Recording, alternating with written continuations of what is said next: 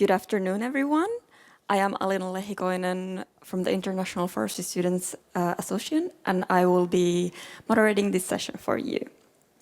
And for those joining us online, also good afternoon or good morning or evening. I hope we have a lot of participants there on the other side too.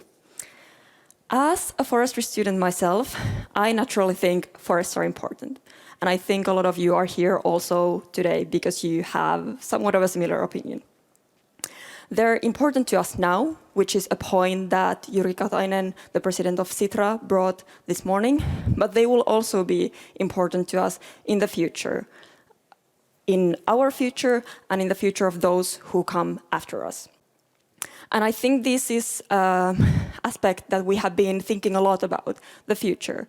And the now is also the other aspect that we need to be thinking about.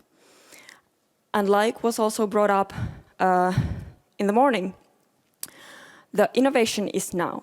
And this is one of the reasons why I'm very excited about this session and how the youth are a very important part of this session. Because the youth are important of our future and the youth are important for us now with the innovation that they're bringing for us in the sector. But to just say forests are important doesn't answer a lot of questions. It more asks questions. It asks questions of why are they actually important? What are we doing with them and what should we be doing with them and what could we be doing with them? How can we shape them and how can they shape our future? And what does this diverse actually mean? Since our session is called A More Diverse Role for Forests. And these are not easy questions. I can tell you this very confidently because I am spending years in the university learning about them. But we are trying to start answering these in the next 75 minutes that we have for this session. And we have a very wide array of interesting people from the field of forestry with diverse expertise to tell you about these things. Unfortunately, because we have quite a full session, we don't have time for questions during the session, and we won't be able to take your questions then. But most of the speakers will be available to you after the session, so you will be able to approach them. Before that, though, we also have a question for you, our audience. And I would ask you to answer that during the session, during the next speakers, as well as now. And you can do that in the World Circular Economy Forum app. So you go to Chats and Polls, choose Winter Hall, and then choose World Cloud. The question is, what services and goods do forests provide? And this is hopefully somewhat of an easier question than just why are forests important? So the app, Chats and Polls, Winter Hall, and Word Cloud. What services and goods do forests provide? And we will be getting back to this question after a few of our speakers, so you may answer it now and you may form more opinions during the next few speakers. But before that, I would invite on the stage Diana Tuomasjukka, the head of bioeconomy program from the European Forestry Institute, to tell us about the multifunctionality of sustainable forests. Thank you.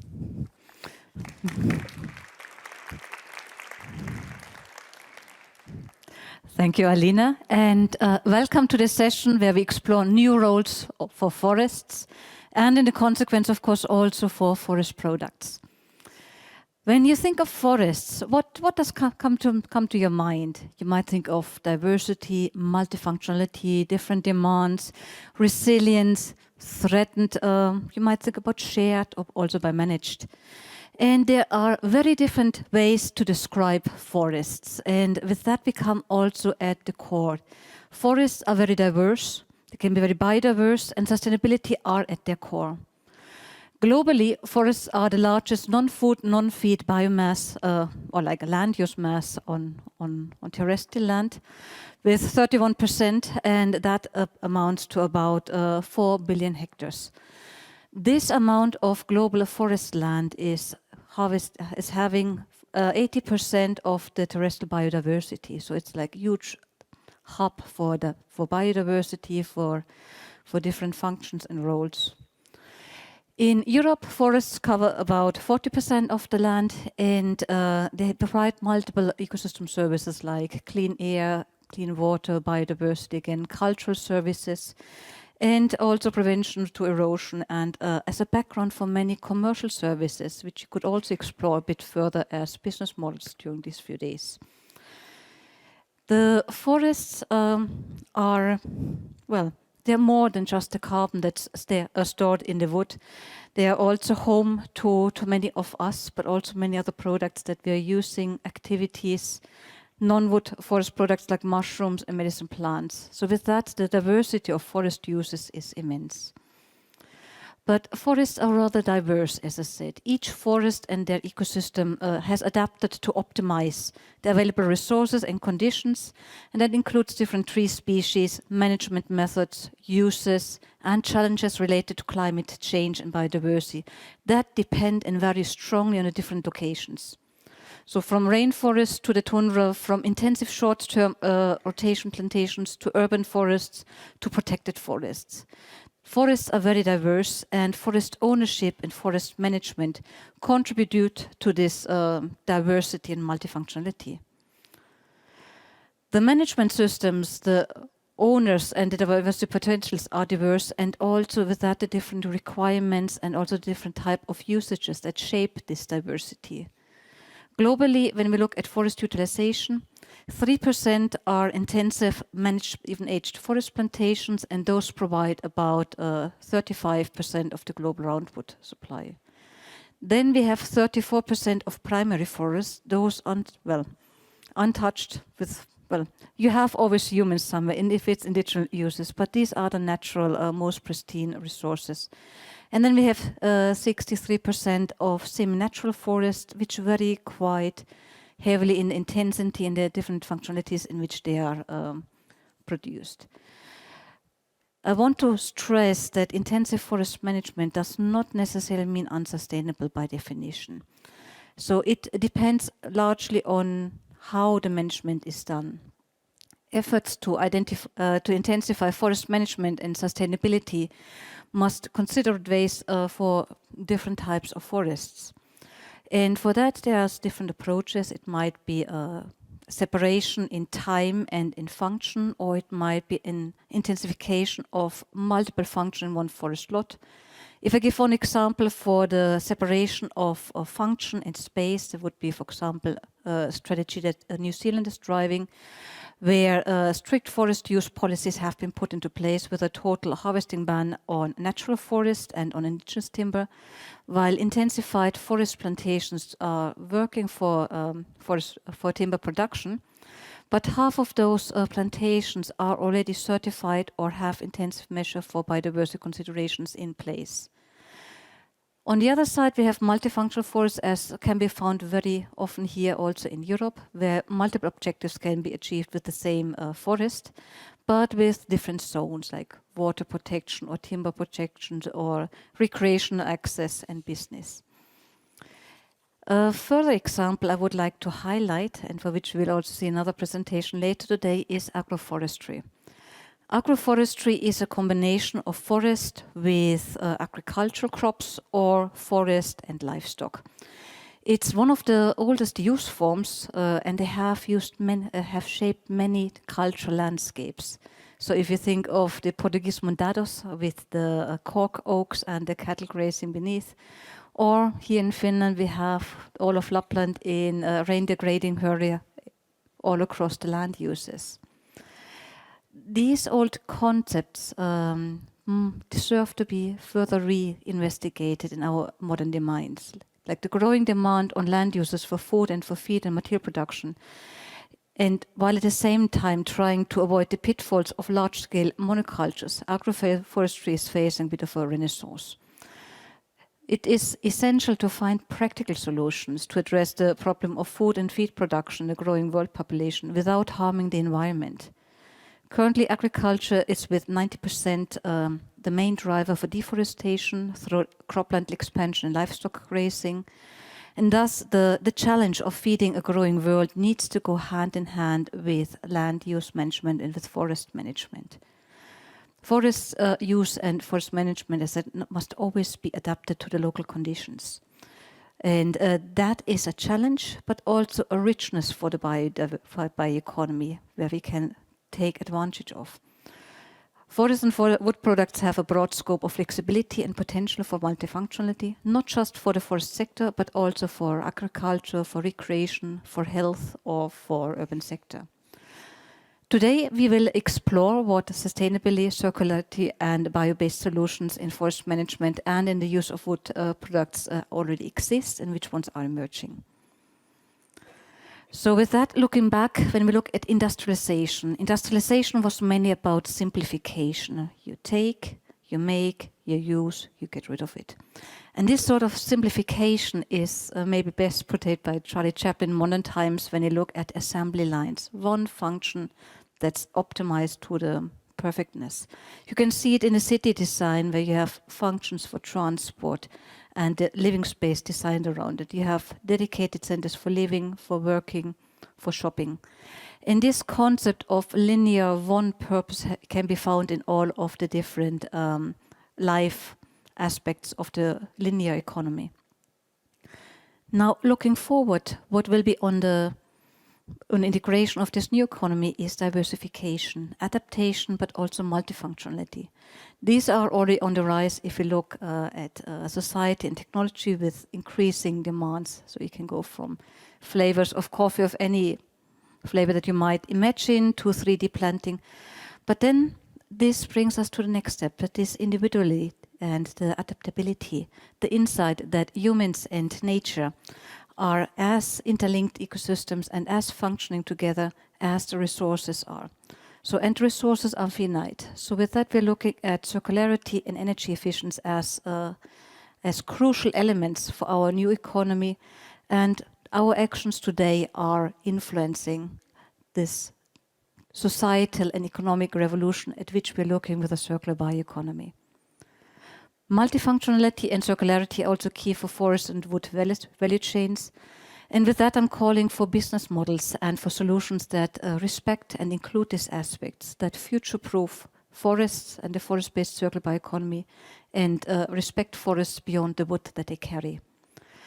In today's session, we will look at new roles for forests and for wood-based products. We will cover the full range of the chain from the beginning of the forest to the reuse of wood-based products. We will see examples of agroforestry and of multifunctional use of forests, for example, targeting biodiversity. We will have examples of business concepts of wood-based products that are circular by design, but also that are based on circular feedstock. And we will ask our younger generation how we can future-proof our forest wood-based business models. So with that, I'm now calling to all inspiring youth leaders that are here in the room and to the change makers to join us in this dialogue, to explore what is the future like, what do you expect, what do you see upcoming. I want you to take the role and engage into different discussions here at the World Circular Economy Forum to bring in your views, your experiences, because they are invaluable and this is the forum for you to be heard. As the bioeconomy agents of tomorrow, let's unite our passion, our knowledge and also our determination to make a better future for all, and together we can pave this way to a more sustainable and thriving world. So my question and my challenge to the youth leaders in the room is, which roles do you take for a better role of forests and for wood within the circular bioeconomy that is strongly footed in sustainability and that is just and equal in society, but within the planetary boundaries? I want to also call to our experienced leaders. Are you open and reflective enough to listen to new solutions and to brave new ways?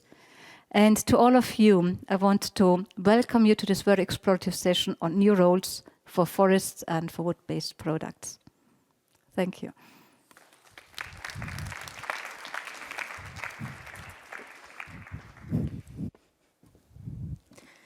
Thank you so much, Diana, for the eye-opening keynote. Next, I would like to invite to the stage Annette Stube, the Executive Vice President of Sustainability at Stora Enso, to tell us about regenerative business models. After that, we will have Johanna Kohl from Luke, and she's the Circular Bioeconomy Researcher Program Director focusing on biodiversity. Annette, take it away. Thank you very much. I guess I'm one of those senior leaders that was referred to, not the young ones. And I hope I'm brave enough to take on that challenge, but you'll be the judge of that. Thank you for inviting me. I'll focus on the need for business to step up to the challenge of operating within the planetary boundaries that you were referring to and becoming regenerative. As some of you, certainly the Finns and maybe the Swedes in the room will know, Stora Enso is a leading provider of renewable products in packaging, biomaterials and wooden construction, and one of the largest private forest owners in the world. When we as companies integrate sustainability into our business strategy, and when we create new relevant products, we become an integral part of the solution to the planetary crises. For example, who would have thought 50 years ago that you could make better batteries parts from trees? It's innovations like these that will ensure that we future-proof our forests, provide the solutions needed in the future, and thereby also generate profits for our business and our owners. In the next few minutes, I'll do my best to outline how we aim to deliver more biodiversity, climate change mitigation, and circularity with our wood-based products. And the key word here is with our wood-based products. At Stora Enso, we use the planetary boundaries concept and science in general to inform our core business strategy. Our core business strategy, not our sustainability strategy. And this is the imperative that we all need to respond to. At best, our products can be part of the solution to these crises. And why is this important? Because no other actor in society can innovate and scale solutions like business can. If anything, we need to innovate and scale sustainable solutions fast. Our ambition is to deliver 100% regenerative products by 2050. For us, this means products that take out more carbon from the atmosphere than we are emitting, that help restore negative impacts on nature, and that are not only technically recyclable, but products that are actually being recycled. In the area of biodiversity, we are working to continuously develop our forest management in a vast biodiversity program. This program is aiming at both improving forestry practices and restoring biodiversity in our own forests, as well as with the forest owners where we buy wood. To keep track of our progress, we have 16 biodiversity indicators measuring our efforts in our own forest in Sweden that we use as a testing ground for regenerating biodiversity, and you can see the progress that we are making on our website.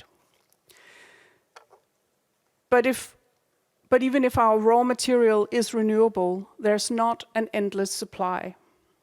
As such, we ensure that we use our raw material where it makes most sense to society. We therefore apply the cascading use principles when we select uses for our wood raw material. At Stora Enso, we believe the cascading use principle is part of the regenerative business model, which delivers the best long-term outcomes in 3 areas. Economically, as the material remains in the system for longer. Environmentally, as carbon is stored for longer before being released back into the atmosphere, and more carbon-intensive and fossil-based counterparts and products can be replaced and substituted over several cycles of material use. And socially, as applications should provide clear added value to society by supporting system transformation.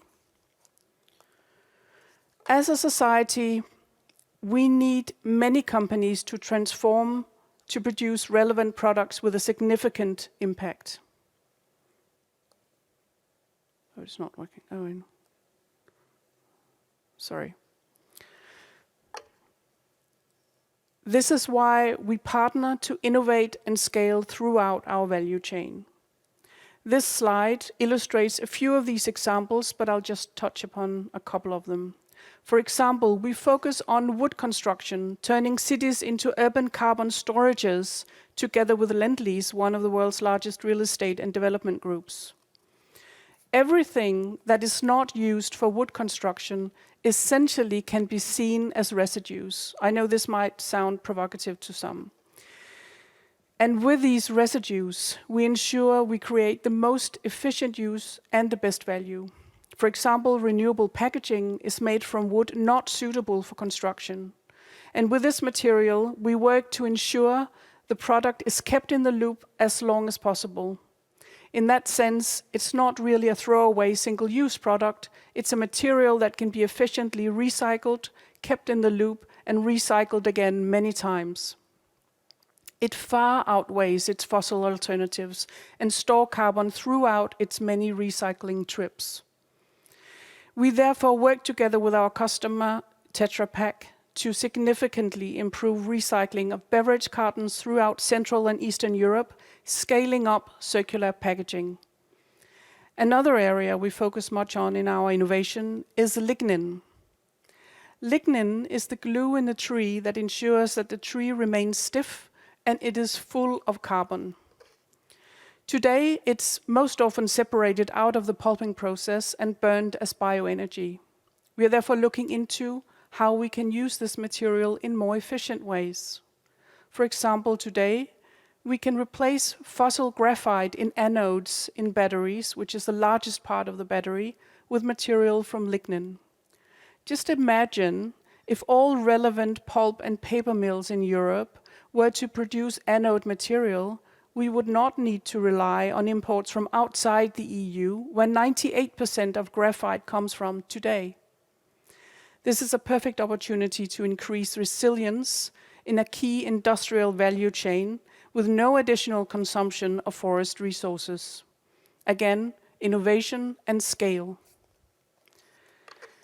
We are constantly developing and improving both our forest management as well as products to ensure that the value of our biomass is maximized to support the transformation of society. To sum up for Stora Enso, sustainability drives our growth. When we think about what the planet will need from our products in terms of innovation, we are both alleviating the planetary crisis and staying relevant by future-proofing our business. We will all need to develop such regenerative business models that can innovate and scale sustainability solutions fast. Thank you.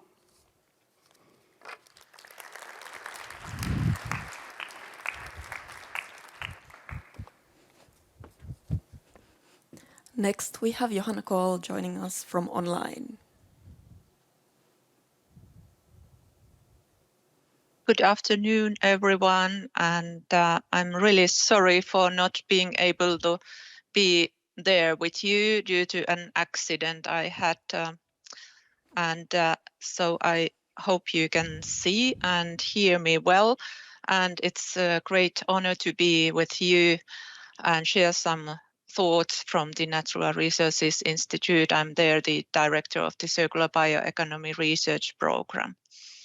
So a couple of things about how to combine the circular bioeconomy and the biodiversity aspects. And I think what is needed really now, not only the young and the more elder ones, but maybe the kind of the forward-looking thinking and really thinking not only for tomorrow, but in the long term.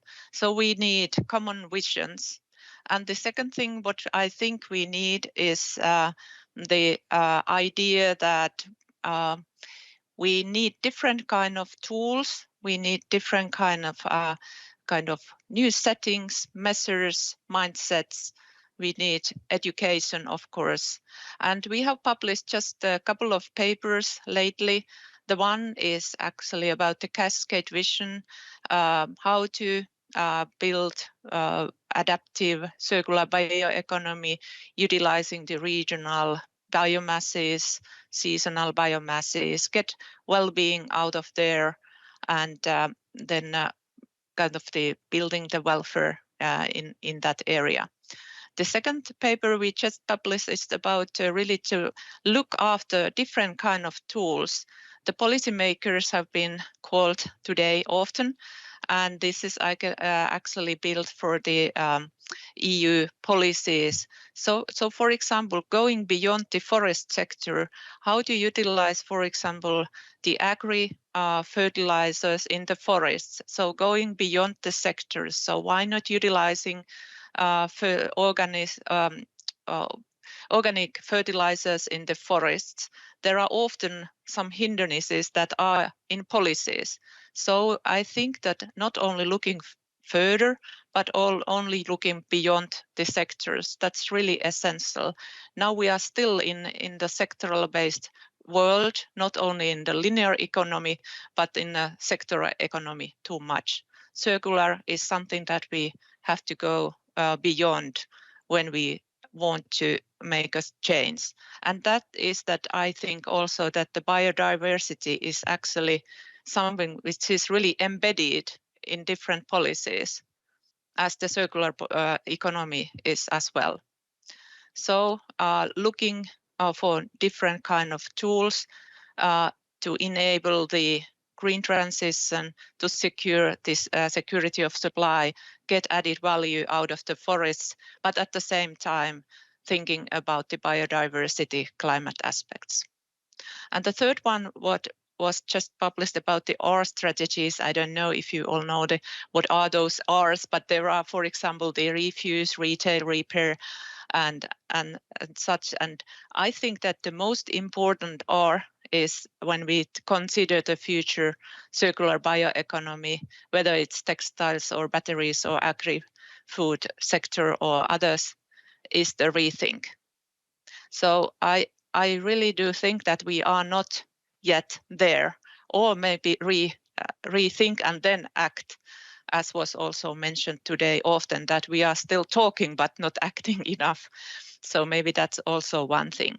And part of that, our strategies, is certainly the biodiversity aspects as well. So just a short description about the Cascade Vision. So I think that 2030 is really close. If we want to make a shift, really like a big shift in the circular bioeconomy, where we should at the same time get the welfare, the new business models, and then utilize all the main and side streams efficiently. I think what we already have, we have the technologies, we have actually also the understanding of the value chains quite often. We have logistics there, but what we don't have is the holistic picture, the new business models there, and then crossing the sectors. If it's the forest residues, fish, agro, so seasonal biomasses, that you kind of find the data, you can utilize it, and you can kind of really have the whole cascade use of the biomasses all along, so that it's at the same time cost efficient. You don't need too much energy for that, of course not, and you get business out of that and added value. So these are the regional aspects, and I think that the next version where you have this kind of cascade vision, you need a different kind of people there, forest owners and such. You need the water aspects there, and especially you need the understanding of the biodiversity footprinting or natural capital accounting, for example. So I took that figure to show that we are on our way still. So this figure is not yet ready, I think. Also, Finland just published a new bioeconomy strategy for Finland, and a really ambitious target is to double the added value of the bioeconomy until 2035. And the forest sector should take from 17 million to 50 million. So I think that's really high and ambitious. But how to get there? It is already something that was mentioned, that get more out of the less. circular by design from early in the beginning, and then have the environmental benefits all along. And that means also then the biodiversity aspects from the beginning. And what we lack now is the measures, I think, which are transparent, are science-based, fact-based. So you understand what you measure and what you get out of that, and how you utilize that in the business, and also how to communicate that, so that also different kind of consumers, but other laymen as also understands that. So what is now just started is a Circhive project, is a European Horizon project, and it's about to help business and public sector to make more informed decisions, to protect ecosystems, enhance biodiversity, and unlock new opportunities for businesses and societies. So it is to develop new methods, LCA, and combine it with the natural capital accounting. There are cities involved, and then it's really like to get measures and to support the biodiversity-friendly green transition in a way that is transparent and coherent. So that is just about to start, and I hope that you can follow the Circhive project and what is ongoing there, and also join the session. Erika Winqvist is the one to lead these activities. And as you know, there are a lot of collaborators who are also today there. So I hope you find this really valuable and take part, because these are the ways how research can be making the change. So thank you. Thanks a lot, and have a look at what Luke has, anything else on circular bioeconomy. Thanks.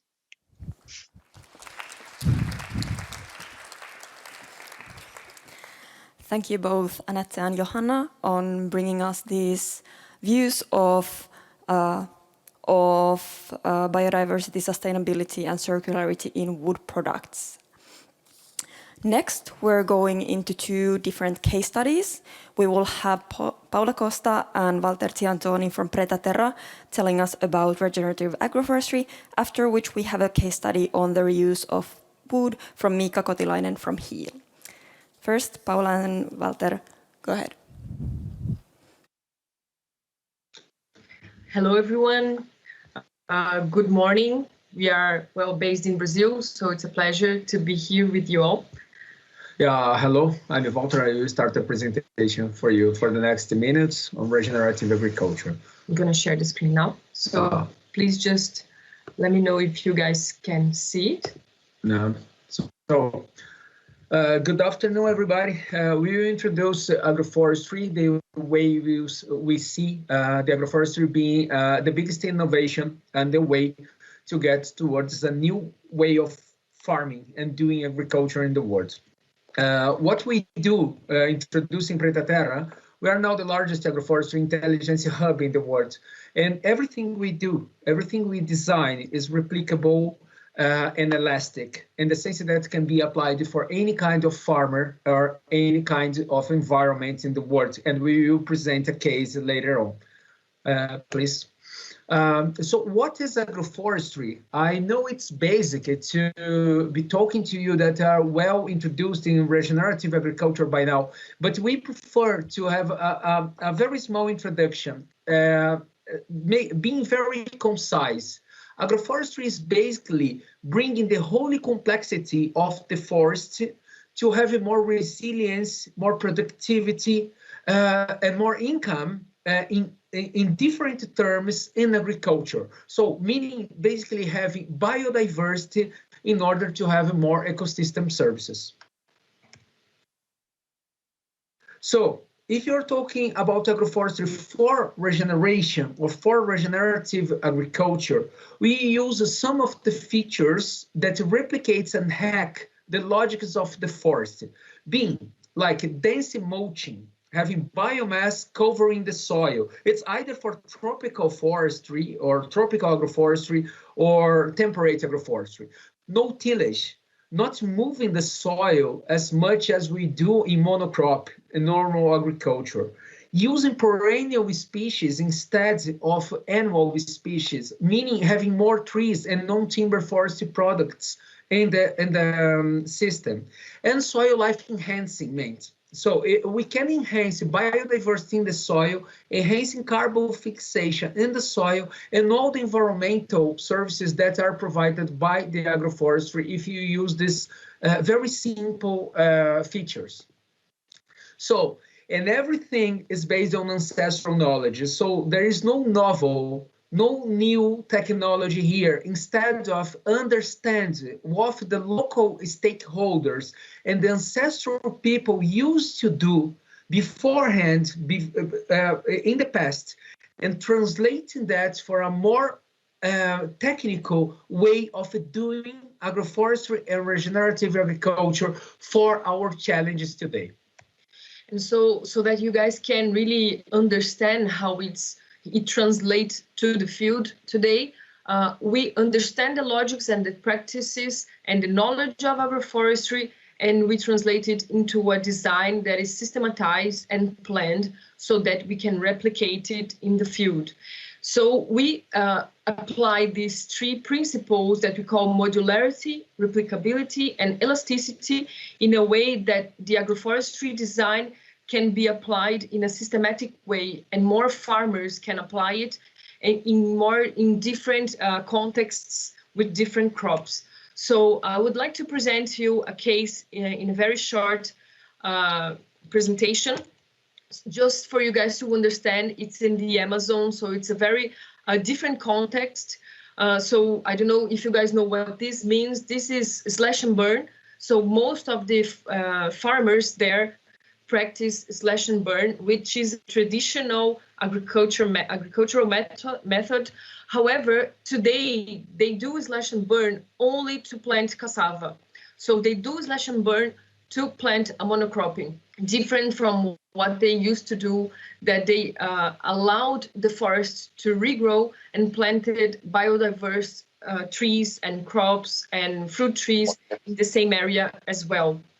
And the cassava is good because they eat the cassava. It's an important staple food, but it also, they do flour from the cassava, but it's also a commodity now. And most of the farmers only have cassava to sell. So what we're looking for is to diversify their production system.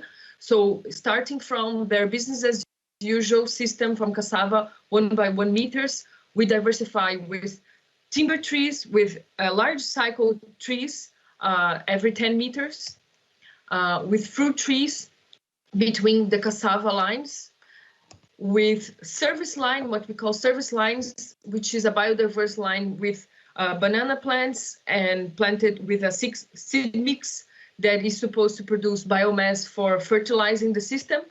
And we use a diversification of species that they know that are native from there, either for timber or non-timber forest products, and that have high value. So after they harvest the cassava for 1 or 2 years, they already have an established biodiverse production system that looks like a forest. So this is just an example for you guys to get to know.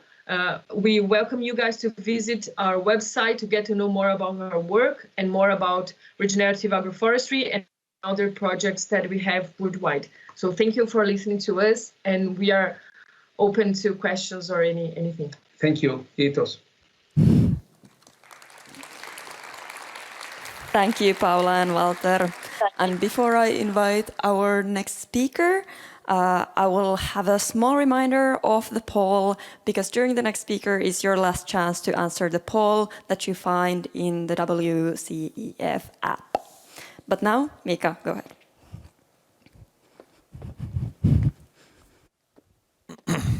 Thank you. Is everybody still awake? And online people are not cooking food or anything, but focusing on what we are doing here. How does this work? Okay, now. So my name is Miikka Kotilainen, and I'm the founder of Heal Ltd.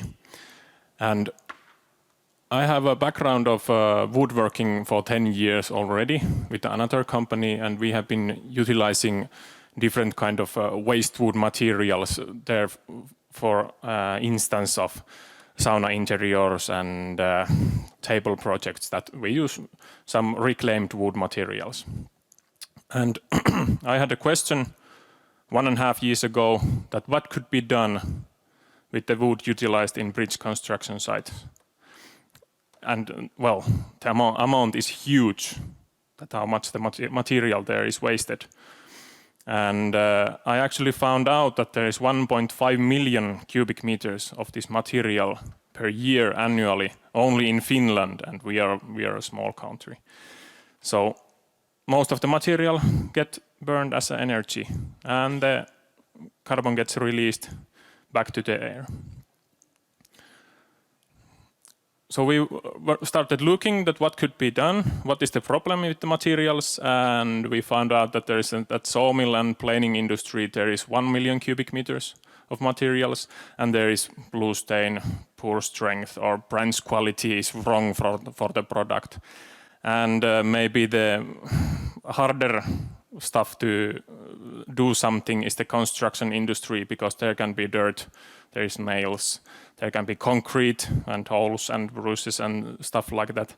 And well, the nails we need to go with the labor and work manually, but for the rest of the materials we have found a solution how to clean the wood efficiently. So that's why we are here to stop wasting wood, not only in Finland, but we are aiming to be a global company. Sirkuwood is our product, in Finnish kiertopuu, and it's charred and upcycled for construction. So it's not going to the energy source, but we are bringing it back to the building sites. And it's recycled. We use biofuels as an energy source.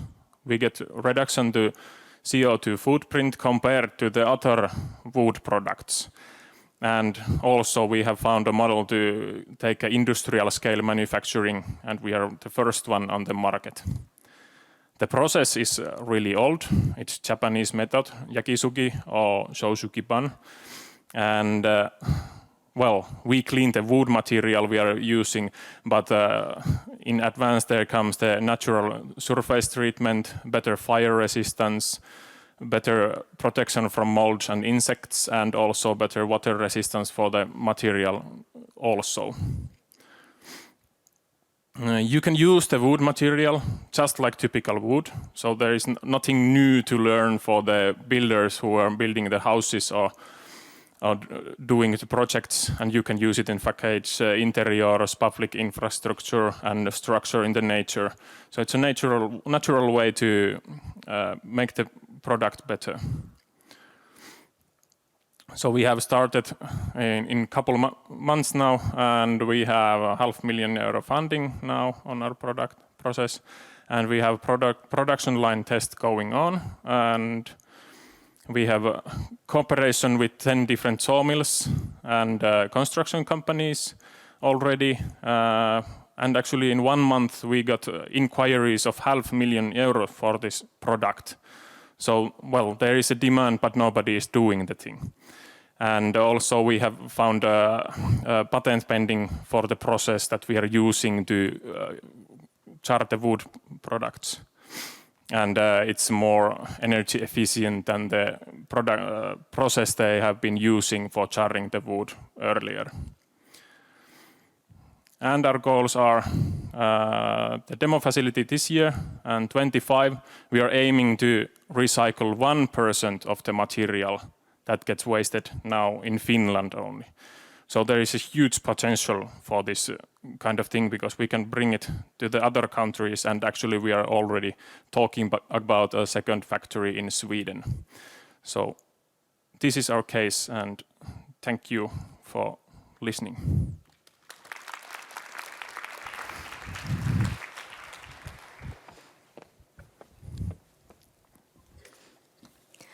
Thank you, Miikka.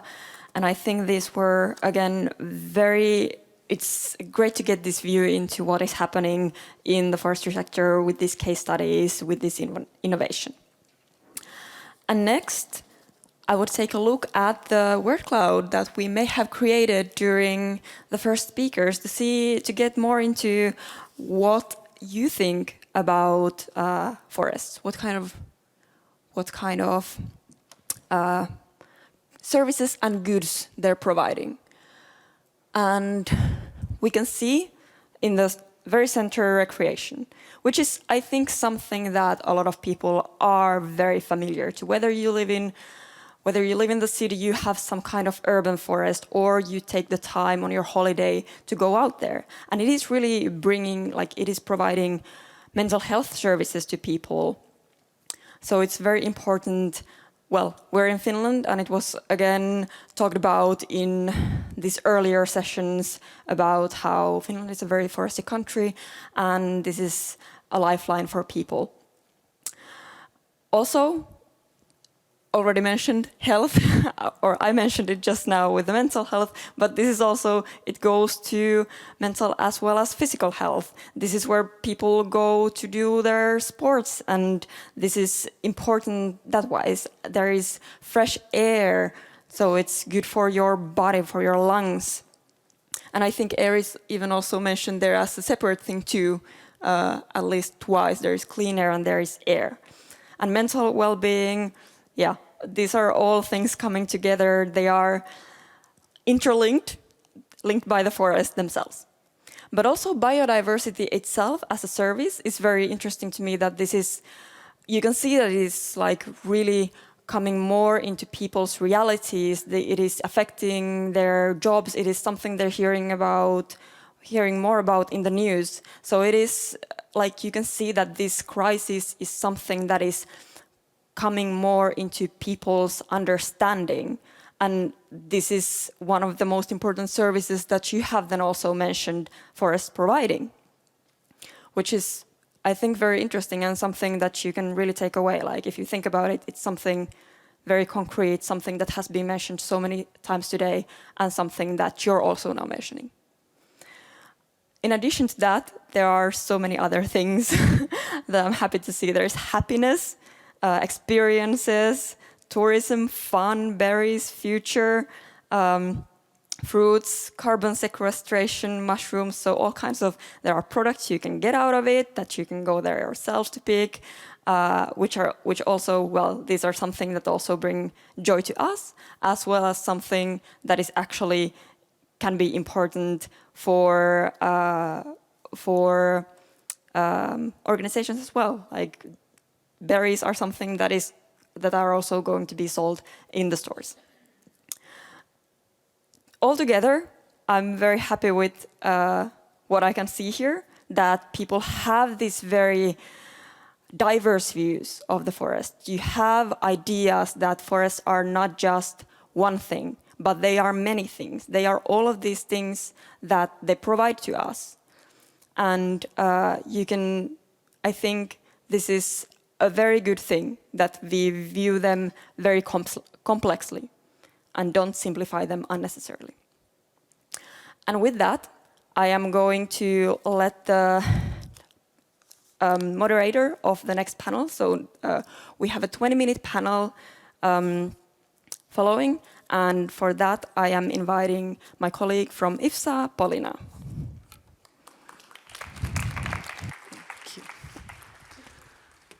Hi. Oh, wow. Okay. My name is Paulina, and as Alina mentioned, I'm her colleague. I'm also part of the International Forest Student Association, and today I will be a moderator for our panel discussion for the next 15-20 minutes. And together with our three amazing young professionals, I guess you can go. Okay, just sit and then I introduce, and we have Clara. Yeah. So we have Ditlev. He's a postdoctoral researcher from the University of Copenhagen, working on the EU Life project Forest Fit for Future, focusing on conversion of plantations to close-to-nature forestry. We have Gianluca, who is representing World Economic Forum as the Uplink IPAC lead in nature and climate. And we have Clara Martinez from the European Circular Bioeconomy Fund, who works on building and maintaining partnerships with entrepreneurs, investors that specialize in bio-based business solutions. I will join you over there. Okay, hi. So we're all aware that forests are diverse ecosystems and that they provide a multitude of services and products. Yet in the context of climate change and the increasing societal demand and unsustainable forest management practices, current and future generations will face more challenges when it comes to preserving our forests. And so I want to ask you, Ditlev, first, speaking from your scientific perspective, your scientific background, and your research and close to nature forestry principles, what are those challenges? Thank you for that question. I see several challenges related to how we optimize our future forest management. I'll focus on two here in my talk.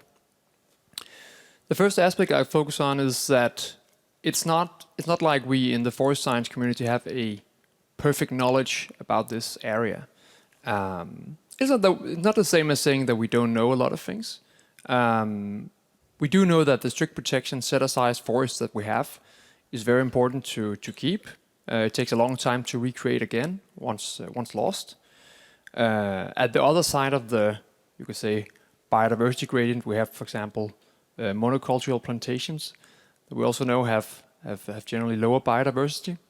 We know that mixing forest has a positive effect on biodiversity, but between that, there's a lot of, you can say, there's a lot of choices to be made on how to optimize whether we want to integrate functions in the same area or we want to have more of a separation strategy where we set aside more areas for biodiversity protection, only for biodiversity protection, and then have other areas where we have very intensive forestry. And that is a very complicated question that the forest science community doesn't have all the answers to yet in specific details, also because there is a regional component to it. So that was one touchdown I wanted to make. The other one is that, and I've already discussed a little bit about it, it's a specific challenge, but it's general across many regions. So generally we have a lot of these areas with monocultures with a tendency to that they are composed of tree species that are at the present not very well adapted to climate change. And that is a tendency that is projected to be a lot worse over the coming decades.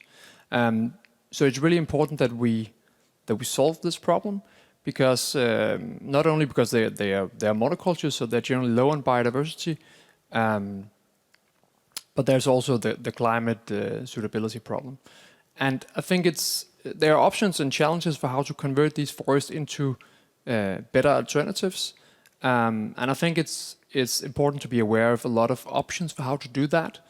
And sometimes, for example, those options might mean to use, for example, non-native species, which we should generally be careful about, because they may pose threats to native ecosystems. But if there is scientific evidence that these non-native tree species do not pose a threat to our native systems, then there should be the necessary possibilities for using them, especially if they're used in some kind of mixed species system, preferably with other native species. Thank you. And now moving from one significant aspect, which is science, to another one, investment, which is an important tool to ensure a sustainable future for our forest. Gianluca, tell us more about challenges in your sector, please. Well, thank you very much, Paulina, and thank you for all of you being here today. At the World Economic Forum, I think the main challenge we see in the nature and climate space, and specifically in the forest, is scale and scale fast. We don't have time. I guess I represent the young generation as well. I'm a bit impatient. And for this, with Uplink, the World Economic Forum's open innovation platform, we are looking to help startups, or what we call ecopreneurs, entrepreneurs that kind of put nature and forests at the heart of their business model, to accelerate and scale faster through the networks that we have at the World Economic Forum, through the visibility, credibility we can bring, but also at the same time connecting them with some of the investors and the finance sector. So these ecopreneurs are like what we heard before from Mika or from Paula and Walter. Professionals that really put their life's work towards regenerating, conserving and restoring forests. Now, over the last 2.5 years, we've run 13 innovation challenges where we were looking for some of these ecopreneurs, together with over 40 supporting partners that we then can help to link them up with. We received over 1,000 solutions. So there is business models out there that are already circular, right? That are already working. We made 150 of those top innovators who we now actively support. And so the main challenge I see, and I think it's Diana mentioned it in her intro, forests are diverse, but so are the solutions to some of the challenges, right? And there's no one size fits all. And to really scale that, we need to make sure that everybody kind of understands what problem we are tackling and also provides financial solutions that are better fit for a forest-based economy rather an investment that's fit for a tech sector and kind of thing. So yeah, I think I leave it at that for now. Thank you. Perfect. Amazing. Thank you. And Clara, moving on to you. You work with circular bioeconomy and we know that it provides an opportunity for innovative forest-based solutions. And from an investment point of view, what are the challenges or barriers to invest and upscale these solutions? Yeah, thank you, Paulina. And thank you all for being here today and also online. I will first say that we are the real change makers, so this type of forums are very relevant. I will pick up from where you left, Gianluca. It's absolutely true that innovators and entrepreneurs need to know the right investors for their solutions, for their innovations. At ECBF, ECBF is the European Circular Bioeconomy Fund. We are a venture capital fund dedicated exclusively to growth stage companies in the bioeconomy. And what does it mean? Basically, companies who are driving the transition from fossil-based to bio-based economy.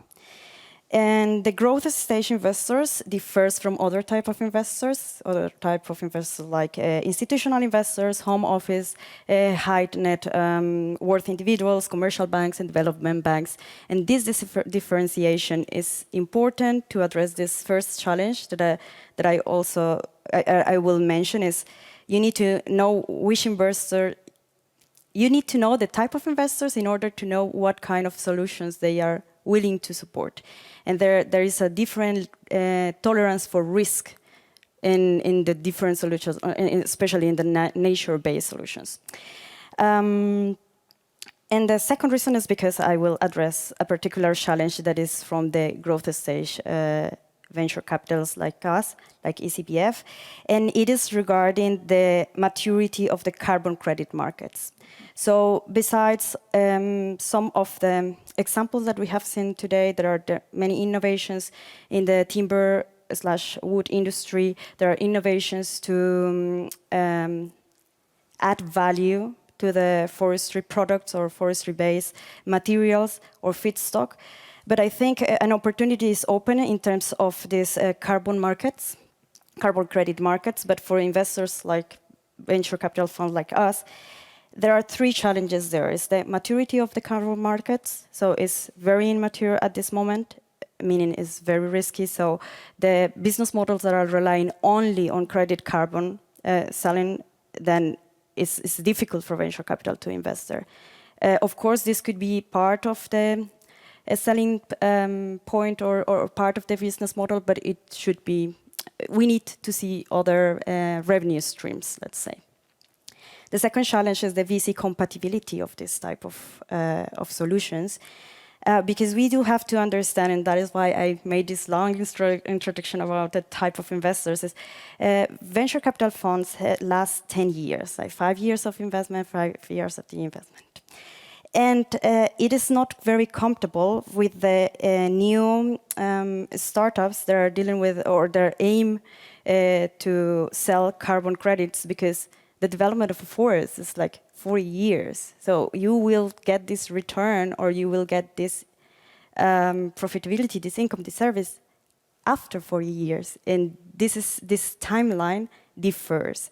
Of course, this may not be so relevant for other type of investors. And that is why I did the first introduction. And the last point will be that, pick it up also from what you mentioned, Gianluca, is the scalability of these business models and the strict sustainable practices. So the business model doesn't have only to be scalable, which is a necessary condition for growth investors, but also for sustainable investors or responsible investors needs to be compatible with sustainable practices.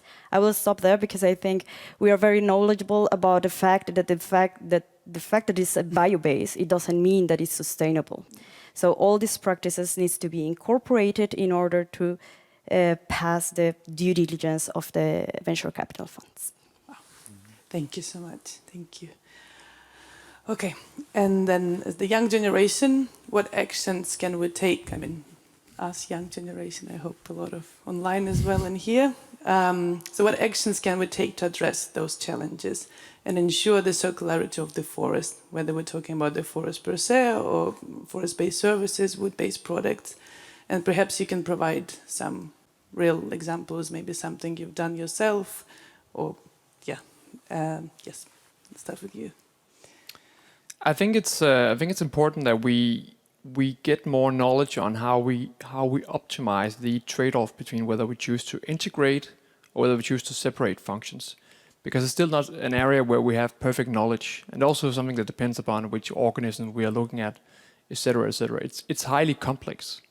So we need more research on this area to give the optimal advice based on those specific regional contexts. That was the first thing. The second thing I want to say is that I think in general the forest sector has not been good enough of communicating to the public. I think there could be done a better job with that. The public should understand that the forestry sector has very important function that it contributes to in regards to the bioeconomy. I think the public has often a very good idea about what forests are, but maybe not a very good idea about what forestry is about. Of course, depending on which country we are in. But there's, for example, been reports in the European Union that show that the public in EU have very low knowledge about forestry in general. I think that's a problem. And I think the forest sector needs to be more clear in its communication about what benefits it can bring, why the forest sector is important, which challenges that it has.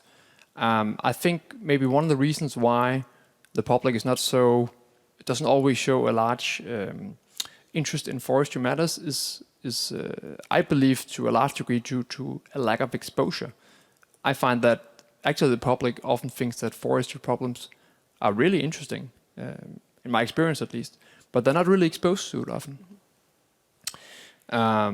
So we should be better at communicating, for example, the benefits of using timber in construction, the potential need of, for example, non-native species for keeping those functions from the forest that we need in order to produce a lot of wood for the construction sector. So I think basically we need to be better, the forest sector needs to be better at storytelling. I myself, for example, recently I'm applying to get some funding for make a social media video on why conversion of unstable plantations is important. Because I think that like these communication is important for providing the foundation and the future support for optimal forest management. Perfect. Thank you, Ditlev. Gianluca, what can you add? Well, to add on that, I guess we should all become ecopreneurs as we take action, or as the challenge, what role should we all take for forests? At least kind of bring in that ecopreneurial mindset in everything we do that's related. So move away from what Diana mentioned as take, make, use, dispose, to a more circular model in all of our thinking and how we work. So in the end, as Annette said, we need to innovate, and we need to innovate and scale, accelerate that scale. I mean, there's so many good actions out there already happening. I mean, we heard from two just earlier. There's others in Los Aliados in Ecuador that work with smallholders to help them sell their products from agroforests, so they actually get the value of conserving the forest and don't have to use the slash and burn method to plant their own. And they need support. They cannot do this all on themselves. They need investors, right? But as you mentioned, they have so long time horizons, and even the economic model there is a bit different, that the traditional investor would not come in.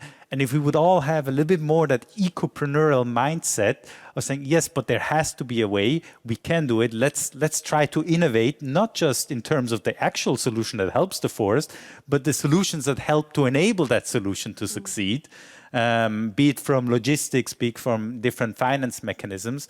So I guess my call would be to encourage everybody to become a bit more ecopreneurial, or have that ecopreneurial mindset, and try the best that we do, that you can. I mean, at the World Economic Forum as well, bringing in innovation at Uplink, we're like a startup within the organization. But we bring that ecopreneurial spirit, and it's hard work. You have to find innovative solutions to move pieces internally, etc. But kind of that spirit, I think, when we all have that a little bit more embedded and consciously embed that, we can safeguard future for our forests.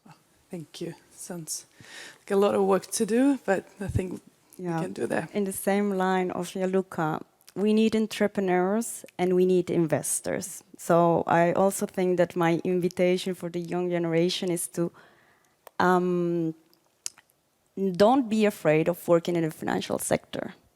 And also we need to start to think that there is no competition between, I mean, there is, but there are also assets under management allocated in sustainable financing, even more than, the last 5 years, it has grown exponentially. So the fact that there is a change in the industry, in the investment industry, in the VC industry, it means that there are also opportunities for these young generations that are very purpose-driven, but they need also to think, okay, but finance is important, investors is important, and there is a space there to also participate of this change.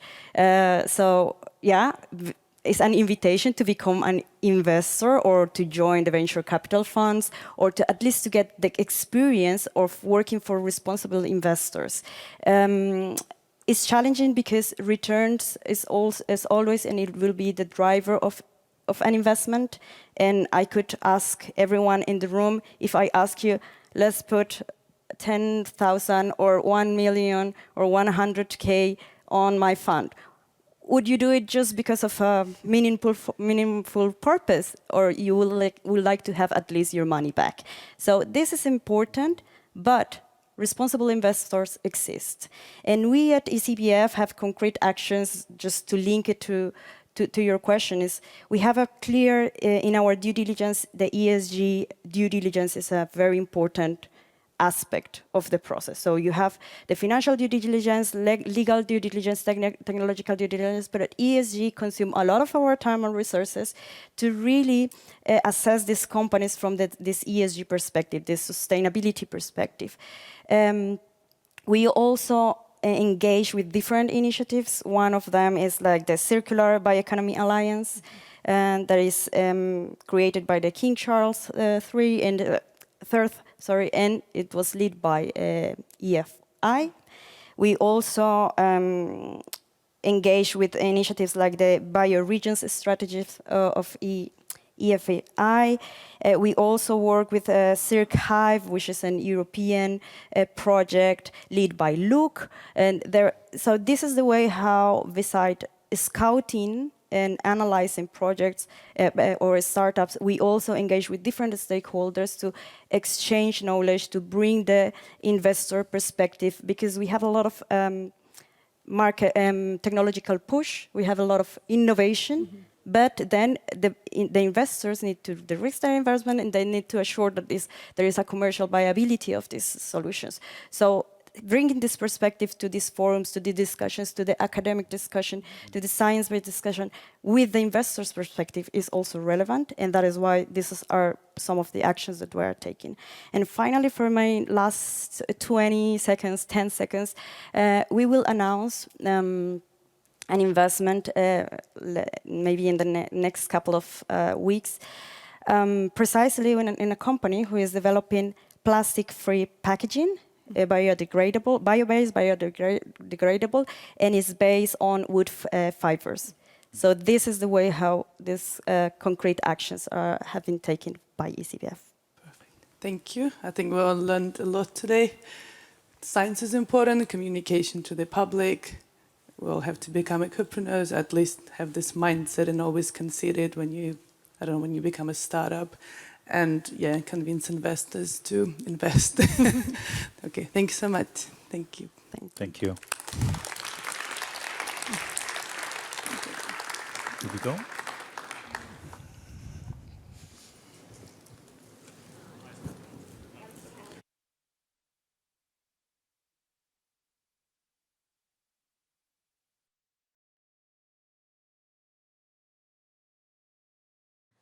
Thank you to all our panelists as well as Paulina.